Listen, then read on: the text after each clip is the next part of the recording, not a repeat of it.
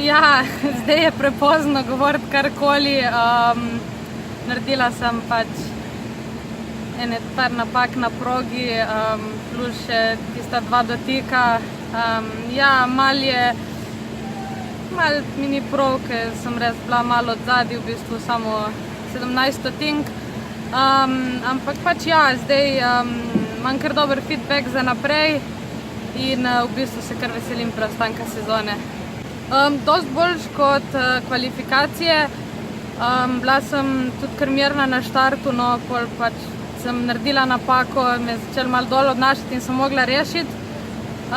Dotik pa tudi v kontravratih, ker sem v bistvu oplazila špico, ker nisem dosti dol čovna stisnila, tudi drug je bil pa v bistvu res tako neumen, tako da mi je to stalo finala in bo treba to popraviti zdaj naprej na treningih in iti naprej.